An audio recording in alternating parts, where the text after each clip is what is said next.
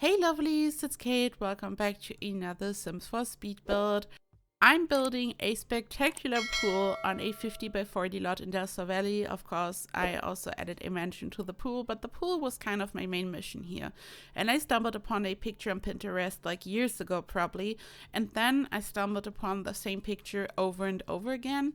And this has been on my to-do list for the longest time, but I never really knew how to do it, and I wasn't really feeling like doing it. And then I was stumbling upon it again, and I thought, okay, I'm going to do it now, and it worked out perfectly fine. So basically I started off by just building a room at the very bottom, and this is going to be the area where I'm going to add the columns, because the build kind of sits on stilts or columns, so I needed some space at the bottom, so I just left a gap. So I built a room at the bottom and then just another level above, and this is where the pool is going to be. And I've used lots of different objects to work out the shape of the pool. The main objects are, of course, the Get Famous Pristine Pedestal and the Sparta Stony Goodness Slab. I really like to use them for modern builds, as you know. In case you're new here, the Pristine Pedestal is just a little white cube from Get Famous. It's a surface, like some type of small table, and you can use it for all kinds of different fun things. And the Stony Goodness Slab is from Sparta, and it's supposed to be placed on a water surface, on a pool for example, but it doesn't do anything. It's not functional. It's just for decorative purposes. And I also like to repurpose it for creating some round shapes and all that. So I was taking a close look at the reference. I wanted to have a shape that is roughly the same, and I used a rock to have a guideline for the round shape in the front. I really like to do this. This way I have a perfectly circular shape and not some type of wonky shape. And for laying out a shape like this, you don't need any mods, you don't need anything. It's really just what the game has to offer. You can also do this on console. So I have no idea how to do this on console because I'm on PC, but it's a function of the game, and I know that it works on console, but I sadly can't tell you how to do this. But I can talk about how to do it on PC. So you activate the Sims 3 camera, and then you hold down Alt on your keyboard and your left mouse button at the same time, and when you then move your mouse you can rotate objects freely. You should also make sure to activate the Move Objects cheat, of course, and then you just place each object individually. At first this is a bit tedious and maybe difficult, but as soon as you do it a couple of times and just practice, it just gets so easy, and you can really quickly lay out some round shapes. And this is how I laid out the main shape for the pool. I've also used some debug columns. I think the columns are from the base game. And this way I created the round shape on the outside, because not only did I have to lay out the round shape at the top, I also needed to kind of conceal the real shape of the pool, because the pool is just like rectangular and all that, and I wanted to have this very specific shape. So I just placed lots of columns. Again, you can just do it by holding down Alt and the left mouse button, and then you just place objects freely. I have used the tool mod for this build in different areas just to essentially make my life easier to duplicate objects and stuff, but this is not a build you would need the tool mod for if you would replicate this. I have to admit, the tool mod makes you a bit lazy sometimes because it's just so easy to duplicate objects, and I mean, why not? But I just want to mention this. Some of the things I do in my builds, they really require the tool mod, and it's kind of a tool mod build, but this one isn't one. I just used the tool mod in some areas to just make my life easier. And as always, a disclaimer, you don't need the tool mod to grab this from the gallery or to grab the tray files from my Patreon. The build is unmodded and CC free, and everything is still where it's supposed to be. I just want to mention this. And yeah, I just had so much fun building this. It's such a spectacular build. Like, when you look at the reference, it's really spectacular. The pool has such an amazing shape. And most importantly, this pool has a beautiful conversation pit in the center. I removed a part of the pool, and this way I just had a square room in the middle of the pool, and I used the platform tool to just bring up the floor. So I just selected the room, I clicked on the little arrows to bring up the platform, and this is how I did this.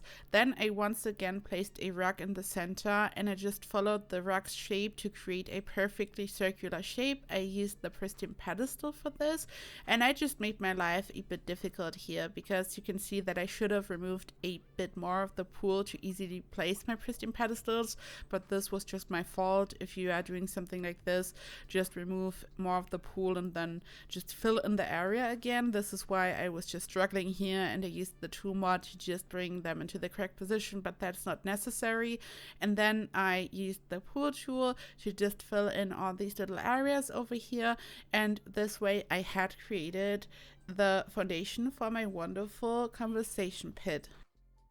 I used some regular stairs to connect this area to the top. I had to remove the walls behind the stairs. You always have to do this if you build something like this and place the stairs. At some point we got an update which kind of caused this.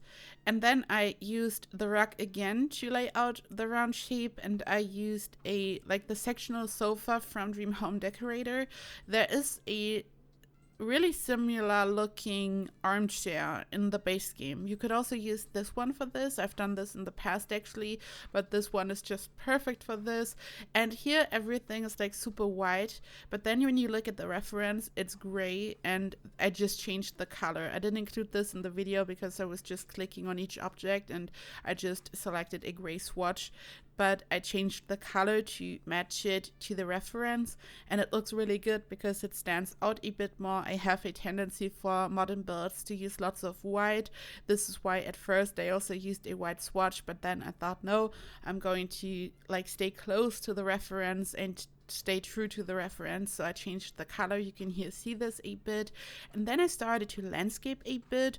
I just raised the terrain a bit because there's like some type of beautiful jungle area going on in the reference, and I wanted to have like a lot of dimension and just height differences so it would look really realistic and beautiful. So I decided to raise a section, but not too much because I really wanted these columns to really stand out. I wanted to be very visible that the whole thing is kind of sitting on columns or stilts, so I made sure to only raise a really small section of the terrain, and I used all kinds of different plants, mostly these small bushes from Island Living. The palm trees are from Get Famous, and just different things, different colors, also a couple of rocks here and there just to make it look natural and a bit random, so it's like really natural, not too polished.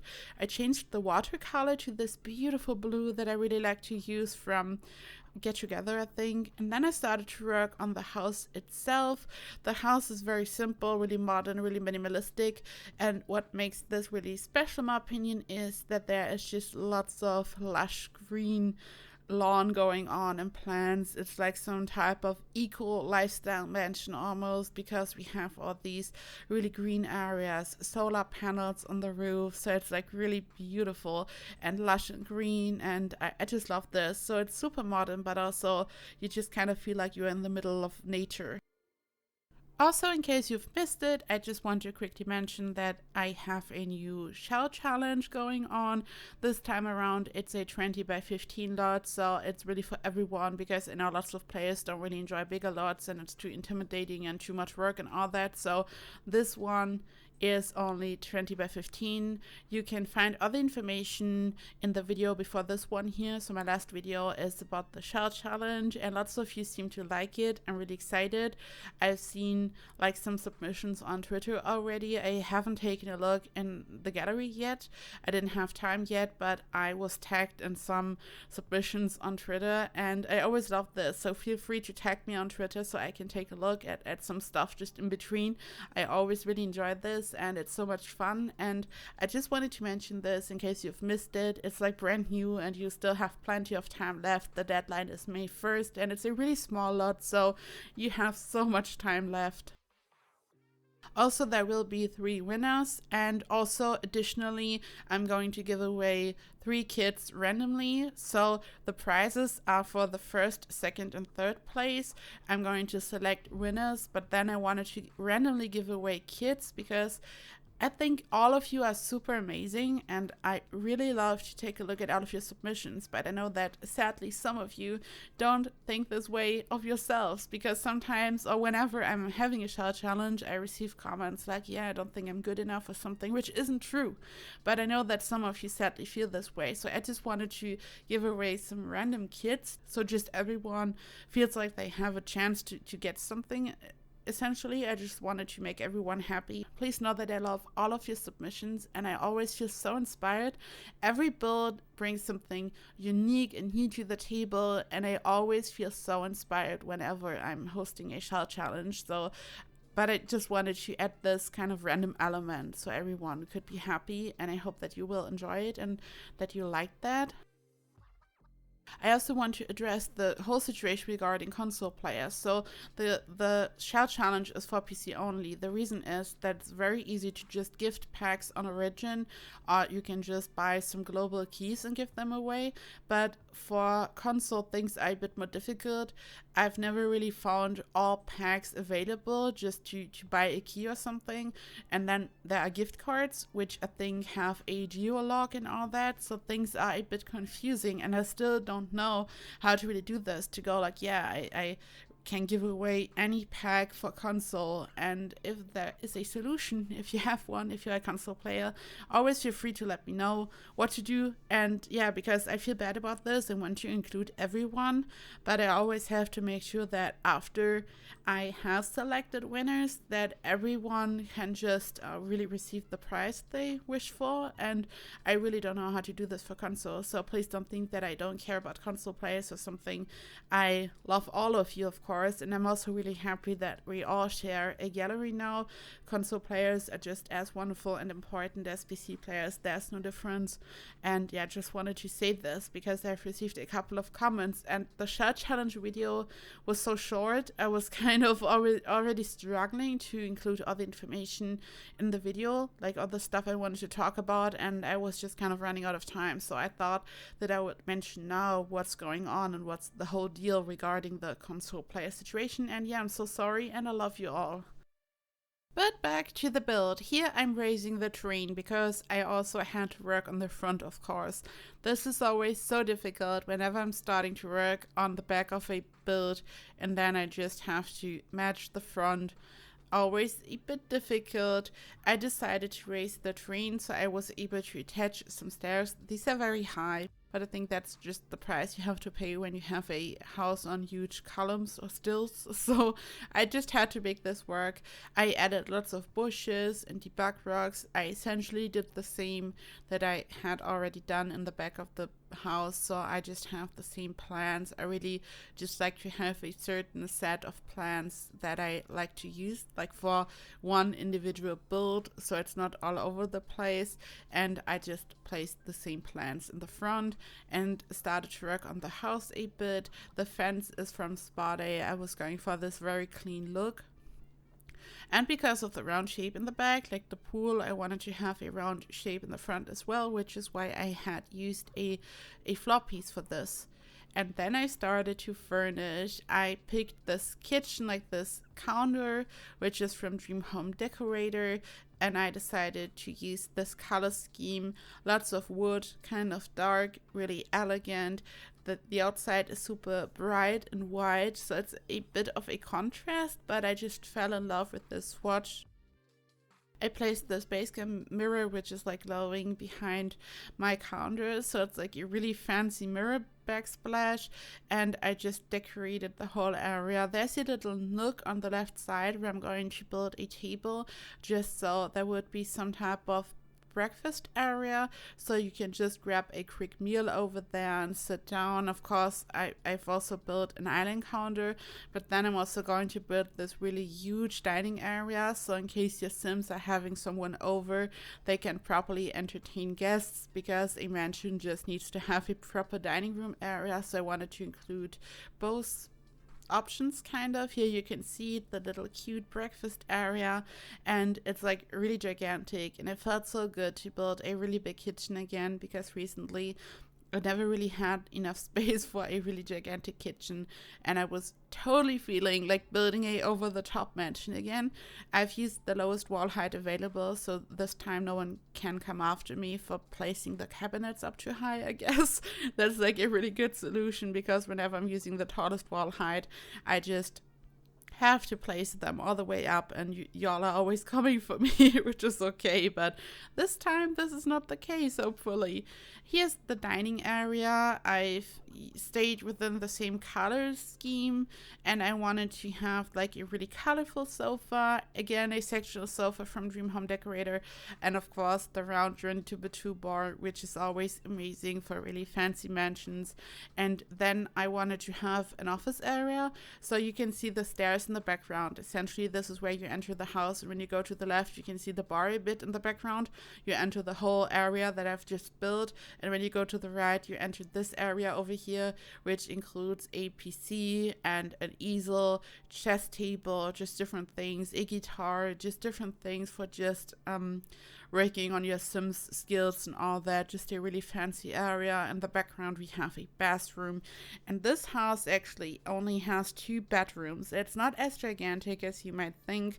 This isn't a 64 by 64 lot, and I've used a lot of the space for the pool and the landscaping, so I feel like this house is not too intimidating. So if you don't enjoy gigantic mansions, this house could be for you.